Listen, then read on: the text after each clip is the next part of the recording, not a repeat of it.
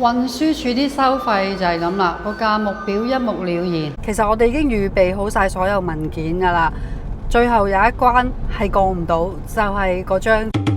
Hello 各位，我係阿 Lia。睇片頭大家都估到今集我哋嘅內容啦，係講駕駛執照啊。不過就唔係講香港嘅駕駛執照，係講泰國。喺早排呢，我就同大家分享過我點樣用香港嘅駕駛執照嚟到泰國之後呢，輕輕鬆鬆換張泰國駕駛執照喎。咁大家知唔知道呢張駕駛執照除咗可以喺泰國合法揸車租車之外呢，喺生活上原來都可以減少我哋好多煩惱嘅。而且如果長居嘅你諗住去外國玩咯，咁喺不求人之下，喺泰國又點樣可以申請一張國際駕駛執照呢？我相信呢一集嘅內容呢，係出邊好少人去分享嘅，而且我哋又真係實戰之後呢，先同大家分享，所以好值得大家參考㗎。講到自駕遊，最驚就梗係啲文件搞唔齊，去到邊境呢，先知道有啲咩甩甩漏漏啦。另外有一樣嘢我最驚嘅呢，就係過咗國之後，過咗個海關之後呢，發覺自己去到第二個國家上唔到網啊！咁上唔到網，咪即係揾唔到路，隨時連人帶車會迷路咯。不過好彩，我上次呢去日本試咗用 Silly eSIM， 哇，覺得好好用啊，真係超方便啊！所以我決定嚟緊去任何國家旅行呢，我都一於揀翻 Silly eSIM。大家只需要下載 Silly App， 用2分鐘嘅時間登記帳號。跟住選擇翻啱你嘅方案，俾錢之後就可以即刻用噶啦。Silly eSIM 覆蓋全球190個國家，如果用下唔夠點算？你即刻開翻個 app 架構，幾分鐘之內就可以用啦。而且 Silly 仲有內置攔截廣告功能，既安全又方便。快啲下載 Silly App 或者去 silly.com/helloali 入埋 helloali 呢個優惠碼，攞85折優惠啦！用 eSIM 真係好簡單啊！同大家講完咁實用嘅 eSIM 上網解決咗上網嗰個問題啦，而家我哋又講翻泰國呢一張嘅駕駛執照有啲咩超強功能啦。嗱，大家首先要明白咧，泰國嘅法律同香港係唔同噶。香港係冇可能用一張駕駛執照就代替身份證噶嘛，但係泰國咧係可以噶喎。好似我哋喺泰國居住咗幾年啦，我就深深體會到咧，外國人係好多時一定要拎本 passport 喺身邊嘅，因為有好多情況之下咧，唔同嘅機構都需要你攞本 passport 出嚟認證下你嘅身份，核對下你嘅身份嘅。例如你都已經有一個泰國銀行戶口噶啦，不過呢本簿仔就打晒，你只不過想去換另一本新簿仔啫，你就要出示 passport 噶啦。又例如你去啲電信公司載嗰啲 pen 上網啦，又例如去 supermarket 你呢就儲埋啲積分，你想用嗰啲積分喎。好多情況之下，你都需要去出示本 passport 嘅。但係如果你有泰國駕駛執照呢，某啲情況之下，某啲機構佢哋呢係會接受你唔需要展示 passport 嘅，你俾泰國駕駛執照就得噶啦。而且呢，仲有啲着數喎，因為有啲景點呢，如果你出示你嘅泰國駕駛執照，佢呢就當你係泰國人喎，你個價錢呢即刻同泰國本地人嘅價錢一樣。哇，平好多㗎喎！你知啦，喺呢一度外國人呢，分分鐘好多嘢會收貴1倍㗎嘛。你話佢嘅功能係咪好勁呢？至於講到你真係要自駕遊跨國去玩呢，理論上揸住呢一張泰國駕駛執照，你可以去東盟10國嗰度暢通無阻，你可以租車同埋合法駕駛嘅。嗱，但係呢一樣嘢就要配合埋其他文件嘅，所以如果你哋真係諗住呢要跨國去玩呢，都要 double check 翻嗰一個國家，除咗你揸住嗰個泰國嘅駕駛執照之外呢，仲有冇其他文件係需要喎？唔同人有唔同嘅經歷啦，所以我喺呢度呢都好難以偏概全咁樣同大家講，你揸住嗰張泰國嘅駕駛執照呢，就一定可以暢通無阻東盟10國噶啦。不過理論上呢，呢一張駕駛執照呢係可以去到東盟國家度駕駛嘅。全條片最重要係呢一部分，你如果冇聽嘅話呢，就唔好話我冇提你啦。如果喺泰國做車主呢，你會有一本藍簿，電單車有一本綠簿，佢哋呢都係以泰文為主嘅，內容全部係有關於你架車嘅資料。但係如果自駕遊要出國去玩嘅話呢，外國當然係唔識睇你嘅泰文啦。要帶埋自己架車跨國去第二個國家呢，你就要必須申請一個英文版本啦。呢份文件佢哋就叫汽車護照。嗱，如果自駕遊呢要申請汽車護照同埋國際車牌呢，我就建議你同一日同時間申請啦。因為唔係好多地方可以申請嘅啫，好似我咁啦，我就住芭提雅，芭提雅呢就有春武里嘅陸路交通部嘅支行喺芭提雅嘅，但係呢嗰度竟然唔可以申請國際車牌同埋汽車護照嘅，我哋要特登再去差唔多距離1個鐘頭車程，去春武里嗰間大型嘅陸路交通部先可以申請，所以大家申請嗰陣時候呢，就要去返你哋嗰個省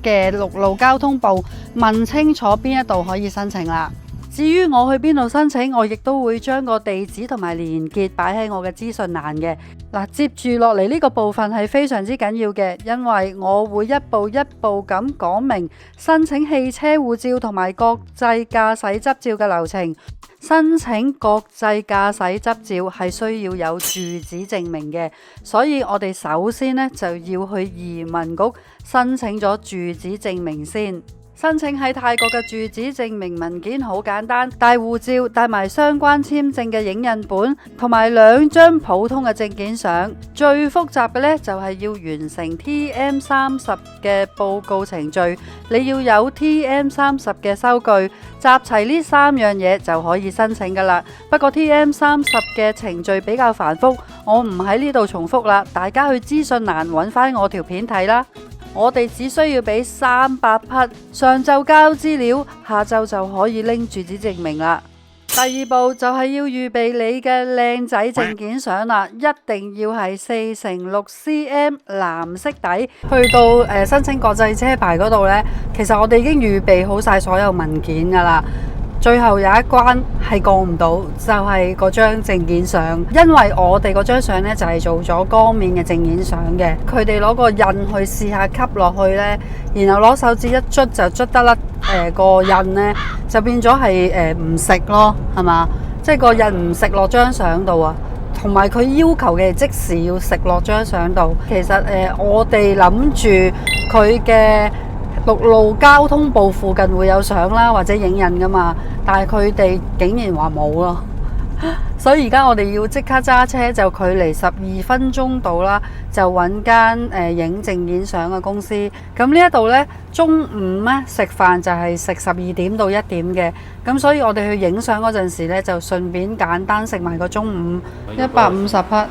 新影嘅呢幾張相，梗係揀雅面啦，仲敢揀光面咩？阿凡今日呢嗰個國際車牌就想同步申請電單車同埋私家車嘅，咁睇下成唔成功。搞掂完啲蝦碌嘢之後呢，我哋卒之預備好晒啲文件啦。嗱，同大家重複一次，國際車牌係要住址證明1張，相就要2張，但係我哋因為要申請埋電單車啊，所以就加多1張，總共3張。帶你嘅泰國駕駛執照。申請汽車護照嘅文件就簡單得多啦，你記得帶牌簿，普通證件相2張。2份文件嘅申請當然係需要申請人嘅護照正本同埋相關頁數嘅影印本。喺泰國生活，如果你要去泰國政府機構辦證件嘅話呢，最大問題就係語言障礙啊！如果你以為有一個 Google 翻譯 App 就可以暢通無阻呢，你就錯啦，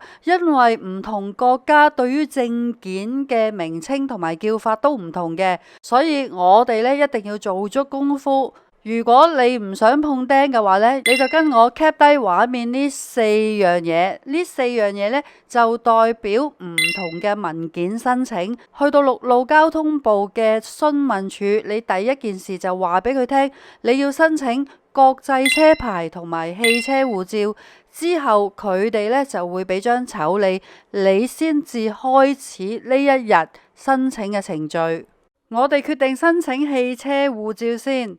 到咗我哋張籌之後呢，我哋只需要交文件，然後等職員幫我哋填晒啲文件。咁點解要佢填呢？就因為所有表格基本上都係泰文嚟嘅。其實成個流程都係流水作業式嘅啫，填完表格等多一陣，然後去交錢25匹，等1個鐘就可以攞到我哋嗰本汽車護照啦。佢所謂嘅 passport 原來唔係一本 passport 嚟嘅，係一張紙啦。同埋退翻本藍簿俾我哋咯。等緊攞呢一張汽車護照嘅期間，梗係唔好浪費時間啦。我哋就上4樓申請國際駕駛執照，交晒文件之後俾埋錢505匹，等1個鐘就可以成功攞到國際駕駛執照啦。經過一輪戰爭之後，而家離開戰場，真係離開戰場。呢個就係證據，你幾乞人憎。根據我哋今次嘅經驗，有幾點喺呢一度我要補充一下嘅。我哋其實申請嗰個汽車護照嗰陣時候呢，就有講過話要有個住址證明噶嘛，交晒錢啦，所有文件交晒啦，都冇要求過我哋要交住址證明咯。喺泰國申請國際駕駛執照年期呢，就同喺香港一樣嘅啫，大家都係1年嘅，但係價錢呢，泰國就似乎貴好多啦，就要505匹，香港好似我記得大概係80蚊港幣左右嘅啫。咁當然你可以選擇麻煩下屋企人或者朋友喺香港同你申請嘅，不過好似話而家運輸署搞國際車牌嘅情況呢，就比較混亂，咁所以呢，我同阿凡考慮過之後呢，都係覺得自己喺度申請咯。喺泰國呢，如果揸車呢，要交道路稅嘅，即係好似我哋喺香港交牌費一樣。你牌費幾時到期呢？你嘅汽車護照就幾時到期，所以呢係相應翻你藍簿上面嘅資料係一致嘅。最後我都要戴下頭盔先，因為大家都知道喺泰國呢，如果申請任何文件都好啦，唔同嘅官員、唔同嘅政府機構，佢哋嘅手法可能呢都有些少唔同嘅。所以今集純粹係我同阿凡分享我哋點樣去申請國際駕駛執照同埋汽車護照嘅過程。如果大家試過由泰國揸車去到另一個國家，有啲咩經驗或者有咩心得嘅話呢，歡迎留言。好啦，大家如果覺得今集呢對你嚟講都有啲小知識啦、小幫助啦、有用嘅話呢，就記住俾 like 啦，未訂閱嘅就訂閱啦。我哋下集見，拜拜。